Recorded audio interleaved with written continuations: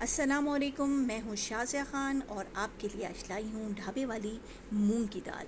इसके लिए जो इंग्रेडिएंट्स चाहिए वो नोट कर लीजिए। 2 टमाटर मैंने इसमें चॉप लिए हैं, 1 बड़ी प्याज ली है, अदरक लहसुन है, हरी मिर्ची है, हरा धनिया है।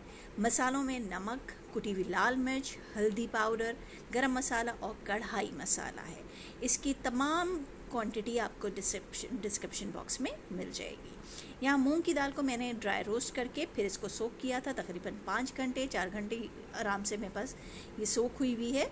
तो आप चाहें तो एटलीस्ट 2 घंटे ज़रूर इसको सोक कीजिए। यहाँ मैंने ऑयल जो आप देख रहे हैं ये तकरीबन मैंने हाफ़ कप घी यूज़ किया है और 2 टेबलस्पून मैंने इसमें बटर डाल के प्याज को थोड़ा सा गुलाबी कर लिया है। प्याज को मैंने फ्राई नहीं किया है, सिर्फ गुलाबी किया है।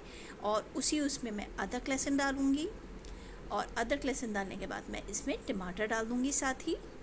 जैसे मेरी गोल्डन फ्राई गुलाबी सी नरम सी सॉफ्ट सी हो जाएगी प्याज, मैं अदरक लहसुन का पेस्ट और टमाटर ऐड करूँगी।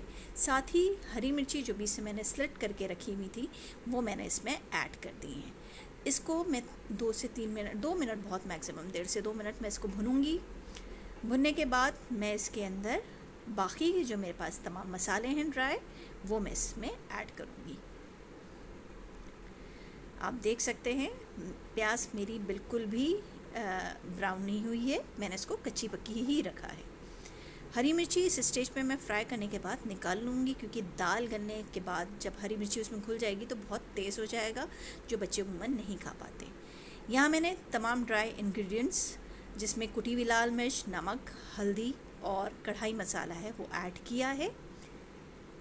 सिर्फ गरम मसाला रोका है जो मैं आखिरी में दम पे डालूँगी। अब मैं इसको अच्छे से मिक्स कर रही हूँ। ट्रस्ट मी, इतना ज़बरदस्त अरोमा आ रहा है इस वक्त कि मैं आपको बता नहीं सकती।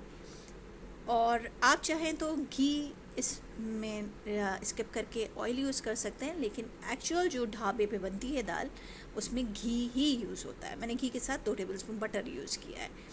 तो ये देखिए तकरीबन 10 मिनट बाद, 10 से 15 मिनट बाद मेरा टमाटर, 10 मिनट बहुत था, मैंने इसको देखा, ये देखिए टमाटर अच्छी तरीके से घुल चुका है। अब मैं इसके अंदर अपनी भिगी हुई जो ड्राई रोस्ट की हुई भिगी हुई सोप दाल थी, मूंग की पीली वाली दाल, वो मैंने इसके अंदर ऐड करी है। और अब अच्छे से मैं इसको मिक्स कर रही हूँ क्योंकि ये मेरे पास बहुत देर तक सोक्ड रह गई थी। तो ये दाल को गलने में मुझे ज़्यादा टाइम नहीं लगेगा। नॉर्मली थोड़ा सा टाइम लगता है दाल को, मूंग की दाल को गलने में, लेकिन चूँकि ये अच्छी सोक्ड हुई हुई है तो ये जल्दी हो जाएगी इंशाल्लाह। तो अब मैं इसके अंदर इसको गलाने के लिए तकरीबन 1.5 गिलास के करीब पानी ऐड करूँगी। साबित लाल मिर्च मैंने इस स्टेज पे 4 से 5 ऐड की है और थोड़ा सा हरा धनिया फ्लेवर के लिए ऐड किया है ताकि गलते वक्त ये फ्लेवर इसके अंदर अच्छे से आ जाए। अच्छा, मैंने फ्राई करने के बाद जब टमाटर का मैंने वो मसाला जब रेडी कर लिया था तो उसमें मैंने हरी मिर्ची उसके बाद निकाल ली थी क्योंकि बच्चे उम्मन हरी मिर्ची घुल जाएगी दाल गलने तक तो वो काफ़ी स्पाइसी हो जाएगा तो बच्चे नहीं खा पाते।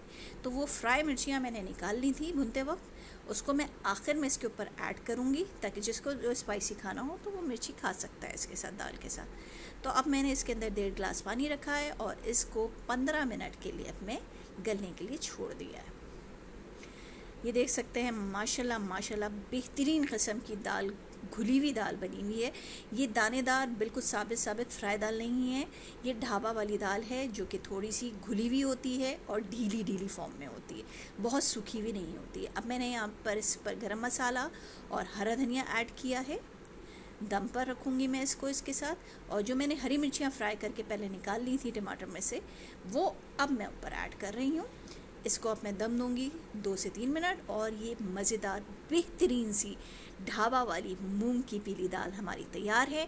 नान से गर्मा गर्म सर्व कीजिए और कमेंट बॉक्स में मुझे अपना ज़रूर फीडबैक दीजिए। अस्सलाम वालेकुम।